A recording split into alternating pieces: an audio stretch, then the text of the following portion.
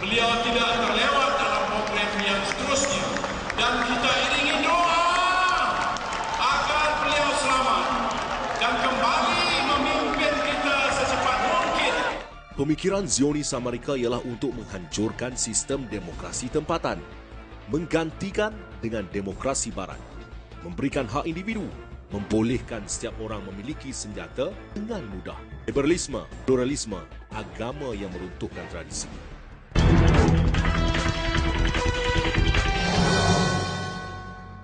Membuka The I-Files, hasil penyelidikan seorang ejen perisik barat Jonathan Smith, adalah membuka sebuah kisah perjuangan yang panjang, cerita seorang anak bangsa yang cerdik dan menjadikan universiti sebagai tapak memulakan perjuangan.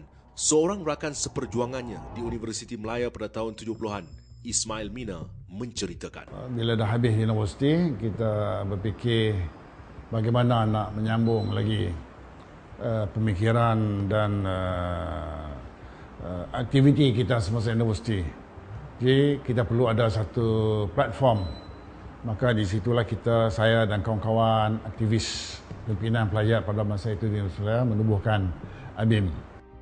Sebahagian daripada kita tidak bekerja dengan kerajaan dan kita kawan-kawan dan saya terlibat juga menubuhkan Yayasan Anda Akademik untuk menampung pelajar-pelajar kita, pelajar Melayu yang drop out dan juga sebagai base untuk mengembangkan pemikiran Islam dan perjuangan Islam.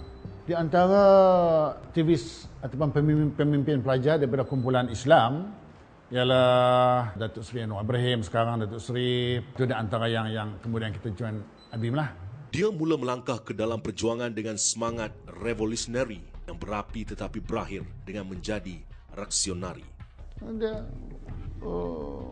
mempunyai peribadi yang baik pada masa itu, tidak ada nampak benda-benda yang pelik yang melanggar syariat. Walaupun pada masa itu dia agak cenderung kepada Wirdaningsih, kumpulan penyanyi ni. Walaupun pada masa Wirdaningsih dibawa oleh beliau. Jadi nampak daripada situ mungkin orang tak perasan bahawa kecenderungan maksiat itu sudah ada pada beliau. Bermula dengan menjadikan dua pemimpin radikal Islam Pakistan, Abu Ala Maududi dan Said Al-Qutub, pengasas Jamaati Islami Pakistan, sebagai inspirasi, tetapi akhirnya menyembah kepada pejabat setiausaha negara Amerika. ABIM dan Anwar Ibrahim lah khususnya melihat dua jamaah ini nak memperjuangkan Islam. Nak memperjuangkan Islam dan nak mewujudkan satu sistem Islam di dunia ini. Pada hemat saya, Anwar hanya melihat dan ABIM hanya melihat itu sebagai satu mental exercise. Beliau menerima pemikiran Jamaat Islami dan Ikhwan Muslimin, maka Ikhwan Muslimin banyak buku menekankan mengenai pemikiran Islam yang baik berdasarkan pada ilmu. Berdasarkan pada ilmu Ahli Sunnah wal Jamaah. Ikhwan Muslimin menekankan soal tarbiyah. Tapi saya tidak melihat bahawa Anwar Ibrahim mensubscribe pemikiran ataupun ajaran, doktrin dan konsep perjuangan Ikhwan Muslimin. Bagi saya tidak. Anwar Ibrahim tidak. Cerita ini berakhir dengan tragedi sedih tentang keruntuhan kepimpinan yang hampir sampai ke puncak kerana percaya wang, kuasa dan lakonan akan dapat menutup segala kelemahan diri, tetapi akhirnya terdedah bergelumang dengan penyelewengan, skandal, pengkhianatan terhadap amanah satu demi satu, terhadap rakan seperjuangan, terhadap isteri yang setia, terhadap jambatan perjuangannya, ABIM, UMNO, dan menderhakai mentornya dan kerajaannya.